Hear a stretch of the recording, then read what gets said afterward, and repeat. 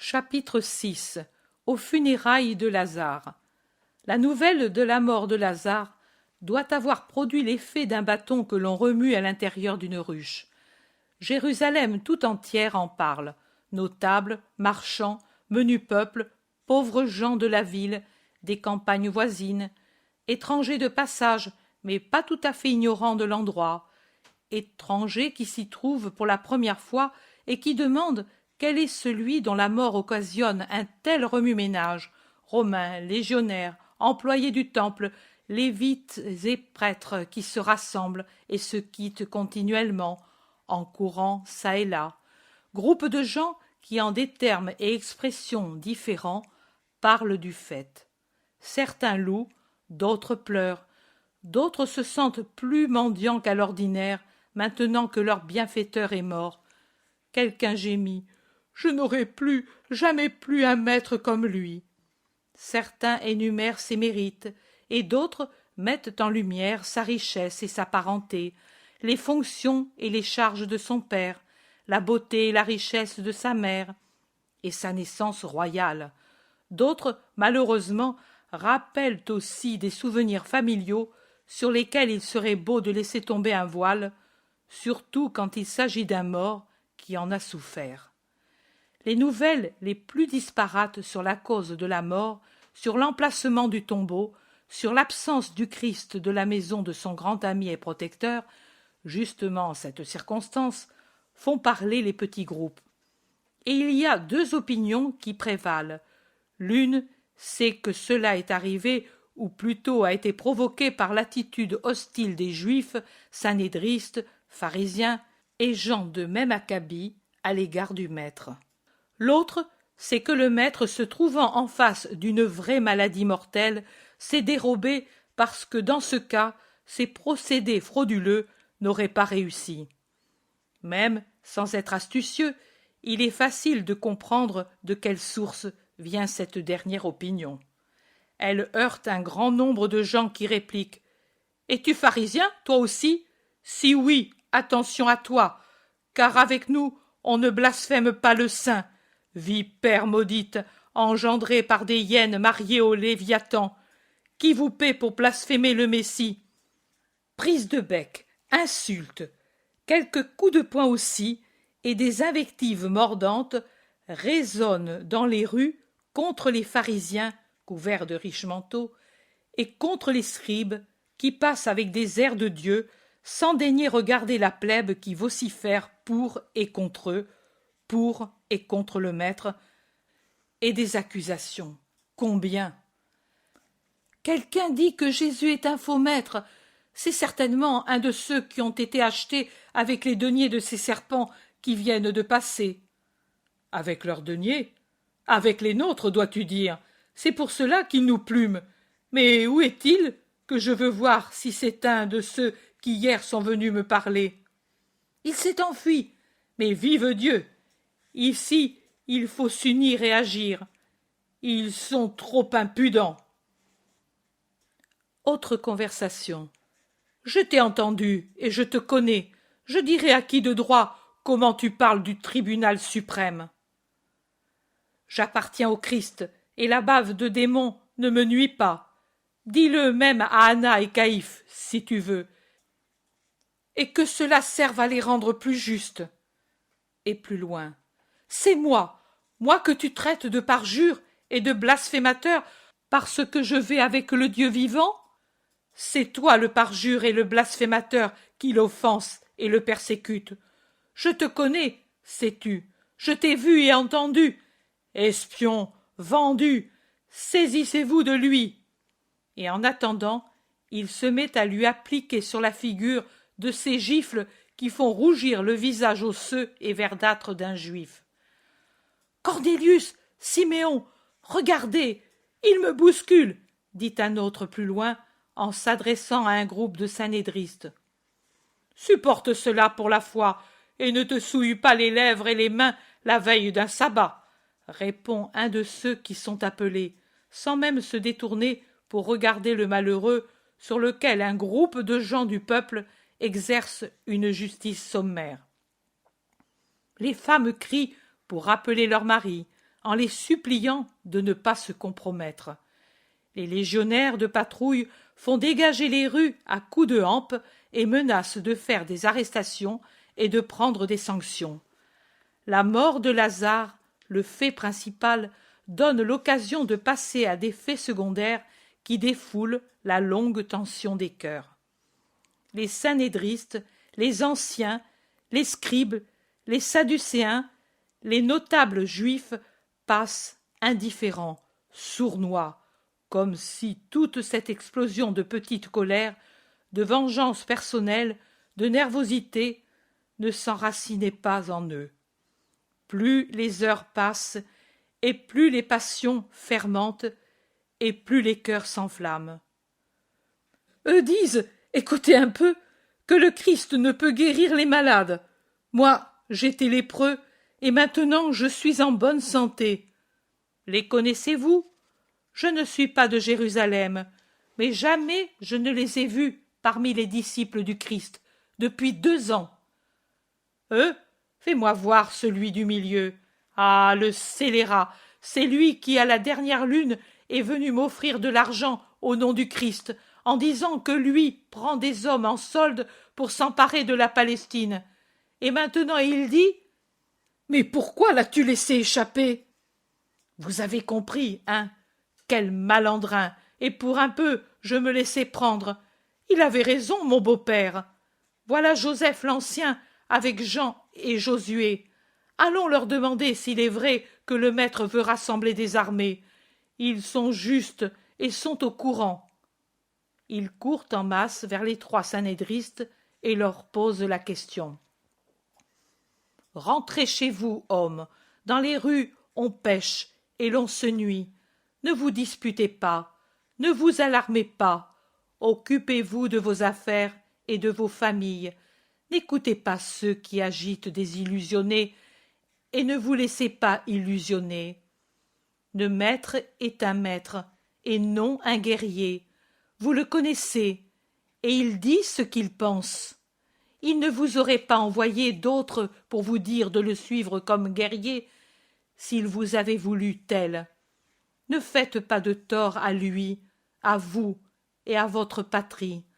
Rentrez chez vous, hommes, rentrez chez vous. Ne faites pas de ce qui est déjà un malheur, la mort d'un juste, une suite de malheurs. Retournez chez vous et priez pour Lazare qui faisait du bien à tout le monde, dit Joseph d'Arimathie, qui doit être très aimé et écouté par le peuple qui le connaît comme juste. Jean aussi, celui qui était jaloux, dit « Lui est un homme de paix, pas de guerre. N'écoutez pas les faux disciples. Rappelez-vous comme ils étaient différents les autres qui se disaient Messie. Rappelez-vous, confrontez, et votre justice vous dira que ces incitations à la violence ne peuvent venir de lui. À vos maisons, auprès de vos femmes qui pleurent et de vos enfants apeurés. Il est dit « Malheur aux violents et à ceux qui favorisent les rixes. » Un groupe de femmes en larmes aborde les 3 synhédristes et l'une d'elles dit « Les scribes ont menacé mon homme, j'ai peur. Joseph, parle-leur. » Je le ferai, mais que ton mari sache se taire. Croyez-vous, par ces agitations, rendre service au maître et honorer le mort? Vous vous trompez, vous nuisez à l'un et à l'autre, répond Joseph, et il les laisse pour aller à la rencontre de Nicodème qui arrive par une rue, suivi de ses serviteurs. Je n'espérais pas te voir, Nicodème. Moi-même, je ne sais comment j'ai pu. Le serviteur de Lazare est venu après le chant du coq me dire le malheur. Et à moi plus tard, je suis parti tout de suite. Sais-tu si le maître est à Béthanie? Non, il n'y est pas. Mon intendant de Bézéta y était à l'heure de tierce et il m'a dit qu'il n'y est pas. Jean s'écrie. Moi, je ne comprends pas comment. Pour tous le miracle et pas pour lui? Joseph dit. C'est peut-être qu'à la maison, il a donné déjà plus qu'une guérison. il a racheté Marie et leur a rendu paix et honneur. Josué dit, paix et honneur, des bons pour les bons, car beaucoup n'ont pas rendu et ne rendent pas honneur, même maintenant que Marie. Vous ne savez pas, il y a 3 jours, Elchias y est allé avec beaucoup d'autres, et ils n'ont pas rendu honneur, et Marie les a chassés. Ils me l'ont dit, furieux, et je les ai laissés dire pour ne pas dévoiler mon cœur. Nicodème demande, et maintenant, ils vont aux funérailles? Ils ont eu la vie et se sont réunis au temple pour discuter. Oh, les serviteurs ont dû beaucoup courir ce matin à l'aurore. Pourquoi précipite-t-on ainsi les funérailles, tout de suite après Sexte? Parce que Lazare était déjà décomposé quand il est mort. Mon intendant m'a dit que, malgré les résines qui brûlent dans les pièces et les aromates répandus sur le mort, la puanteur du cadavre se sent dès le portique de la maison. Et puis, au couchant, le sabbat commence. Il n'était pas possible de faire autrement. Et tu dis qu'ils se sont réunis au temple? Pourquoi? Josué dit, voilà, en réalité, la réunion était déjà fixée pour discuter sur Lazare. Ils veulent dire qu'il était lépreux. Cela, non. Lui, tout le premier, se serait isolé pour obéir à la loi, dit Joseph pour le défendre. Et il ajoute, j'ai parlé avec le médecin. Il a absolument exclu la lèpre. Il était malade d'une consomption putride.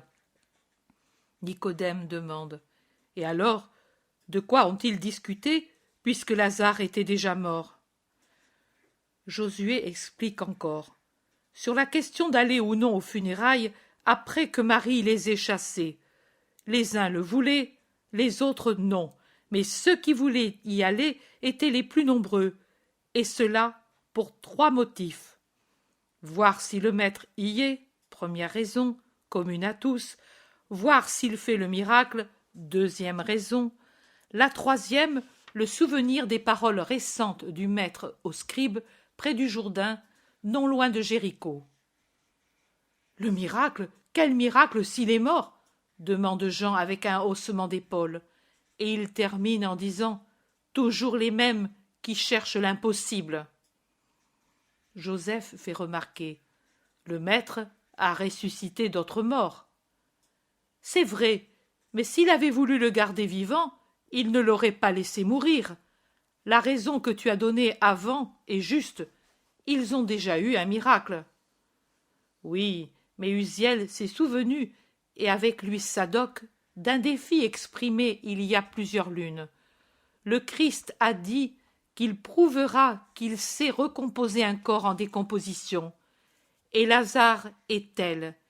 Et Sadoc le scribe dit encore que, près du Jourdain, le rabbi lui a dit de lui-même qu'à la nouvelle lune il verrait s'accomplir la moitié du défi. Celui-ci, d'un corps décomposé qui revit et sans plus de tare ni de maladie. Et ils ont gagné, eux. Si cela arrive, il est certain que c'est parce qu'il y a le maître. Et aussi, si cela arrive, il n'y a plus de doute à son sujet.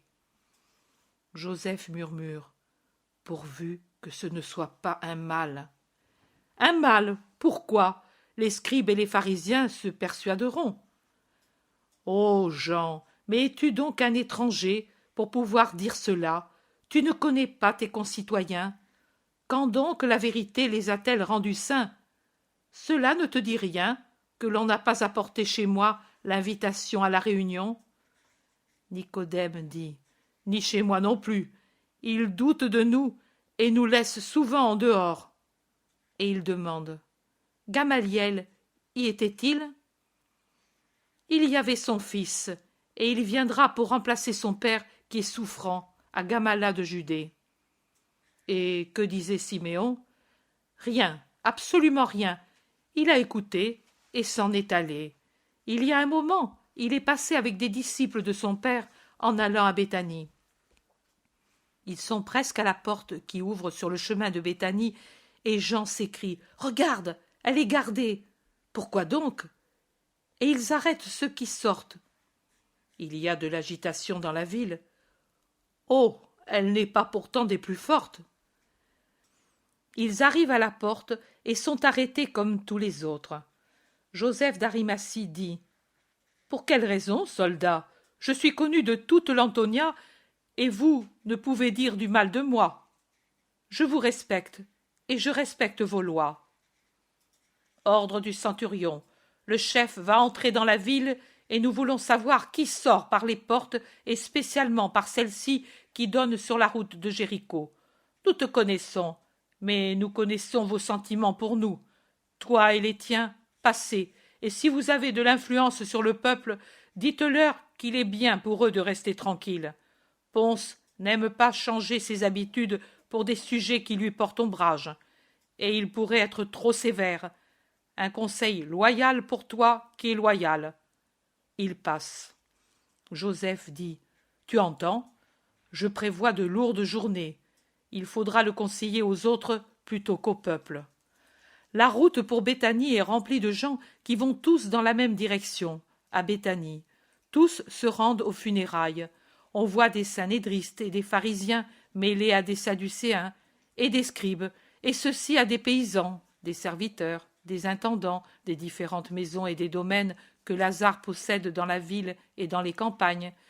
Et plus on approche de Béthanie, plus il y a de gens qui débouchent des sentiers et des chemins dans la route principale. Voici Béthanie. Béthanie en deuil de son plus grand citoyen. Tous les habitants, avec leurs meilleurs habits, sont déjà en dehors des maisons qui sont fermées, comme s'il n'y avait personne à l'intérieur. Mais ils ne sont pas encore dans la maison du mort. La curiosité les retient près de la grille le long du chemin. Ils observent ceux qui passent parmi les invités, et ils échangent les noms et les impressions. Voici Nathanaël ben Faba.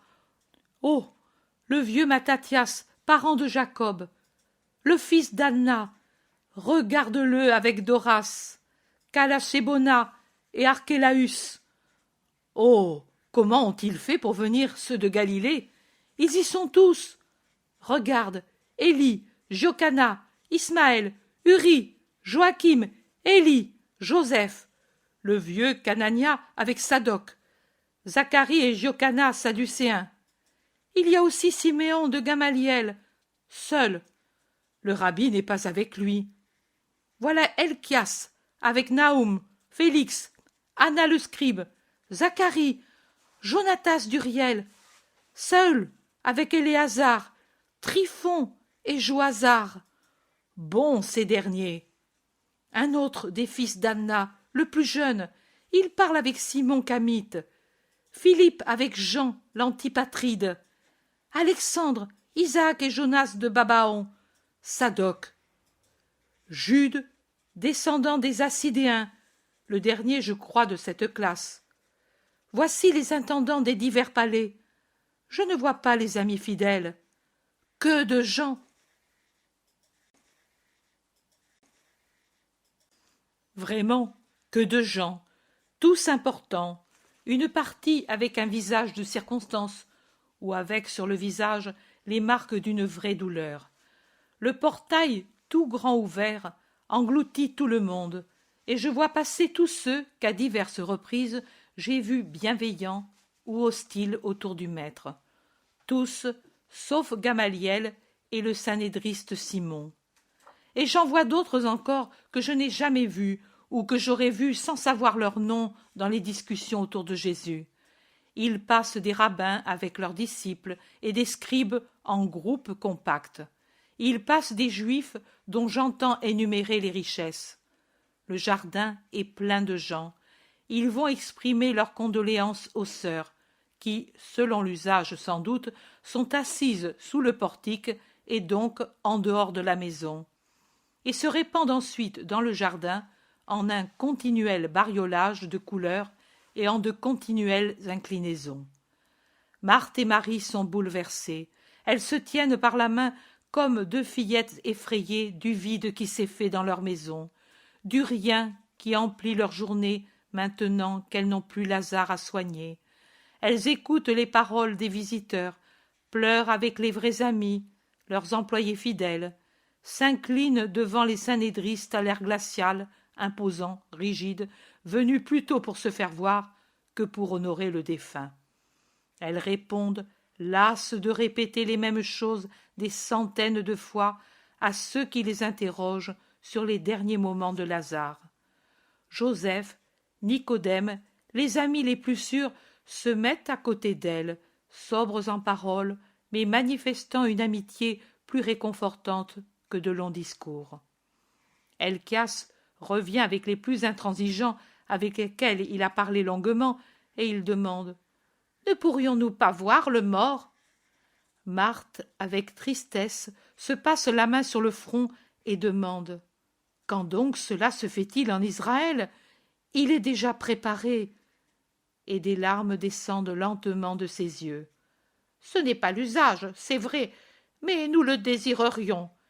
Les amis les plus fidèles ont bien le droit de voir une dernière fois l'ami. » Même nous, ses sœurs, nous aurions eu ce droit, mais il a été nécessaire de l'embaumer tout de suite, et quand nous sommes revenus dans la chambre de Lazare, nous n'avons plus vu que sa forme enveloppée par les bandelettes. « Vous devriez donner des ordres clairs. Ne pourriez-vous pas enlever le suaire de son visage ? Oh, il est déjà décomposé, et l'heure des funérailles est arrivée. » Joseph intervient. « Helcias, il me semble que nous, par excès d'amour, nous leur faisons de la peine. Laissons les sœurs en paix. » Siméon, fils de Gamaliel, s'avance, empêchant la réponse d'Helcias. « Mon père viendra dès qu'il le pourra. Je le représente. Il appréciait Lazare, et moi de même. » Marthe s'incline en répondant « Que l'honneur du rabbi pour notre frère soit récompensé par Dieu. » Helcias, à cause du fils de Gamaliel, s'écarte sans insister davantage, et il discute avec les autres qui lui font observer. « Mais tu ne sens pas la puanteur, tu veux douter. Du reste, nous verrons s'il mure le tombeau. On ne vit pas sans air. » Un autre groupe de pharisiens s'approche des sœurs. Ce sont presque tous ceux de Galilée. Marthe, après avoir reçu leurs hommages, ne peut s'empêcher de dire son étonnement de leur présence. « Femme, le Sanhédrin siège en des délibérations d'une extrême importance, et c'est pour cela que nous sommes dans la ville, » explique Simon de Capharnaüm, et il regarde Marie, dont il se rappelle certainement la conversion, mais il se borne à la regarder. Voici que s'avance Jocanna, Doras, fils de Doras et Ismaël, avec Canania et Sadoc, et d'autres que je ne connais pas. Ils parlent, bien avant de parler, par leur visage de vipères. Mais ils attendent que Joseph s'éloigne avec Nicodème pour parler à 3 Juifs pour pouvoir blesser. C'est le vieux Canania qui, de sa voix éraillée de vieillard croulant, commence l'attaque. « Qu'en dis-tu, Marie ? Votre maître est le seul absent des nombreux amis de ton frère. Singulière amitié, tant d'amour, tant que Lazare se portait bien, et de l'indifférence quand c'était le moment de l'aimer. Tous sont des miracles de lui, mais ici il n'y a pas de miracle. Qu'en dis-tu, femme, de pareilles choses ? Il t'a trompé beaucoup, beaucoup, le beau rabbi galiléen. Hé hé, ne disais-tu pas qu'il t'avait dit d'espérer au-delà de ce que l'on peut espérer ? Tu n'as donc pas espéré, ou bien il ne sert à rien d'espérer en lui. Tu espérais dans la vie, as-tu dit ? C'est vrai, lui se dit la vie, hé hé, mais là-dedans se trouve ton frère mort, et là-bas est déjà ouverte la bouche du tombeau. Et pas de rabbi, hé hé. Doras dit avec un sourire. Lui s'est donné la mort, pas la vie. Marthe incline son visage dans ses mains et pleure. C'est bien la réalité. Son espérance est bien déçue. Le rabbi n'est pas là. Il n'est même pas venu les réconforter. Et pourtant, il aurait pu être là maintenant. Marthe pleure. Elle ne sait plus que pleurer. Marie aussi pleure, elle aussi est en face de la réalité. Elle a cru, elle a espéré au-delà de ce qui est croyable. Mais rien n'est arrivé, et déjà les serviteurs enlèvent la pierre de l'entrée du tombeau, car le soleil commence à descendre. Et le soleil descend vite en hiver, et c'est vendredi.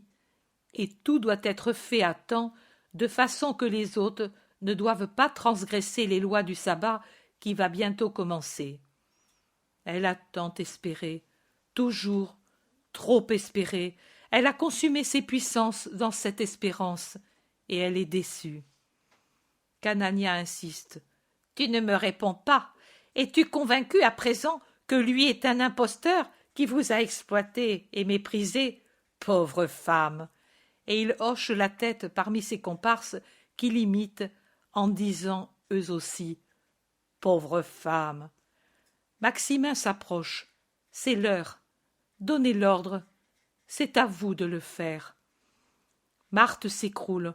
On la secourt et on l'emporte à bras au milieu des cris des serviteurs qui comprennent que l'heure est venue de la descente dans le tombeau et qui entonnent les lamentations. Marie se tord convulsivement les mains. Elle supplie. Encore un peu, encore un peu. Envoyez des serviteurs sur la route vers Ansémès et la fontaine, sur toutes les routes. Des serviteurs à cheval, qu'ils voient s'il vient. Mais tu espères encore, ô malheureuse. Mais que te faut-il pour te persuader qu'il vous a trahi et trompé? Il vous a haï et méprisé. C'en est trop.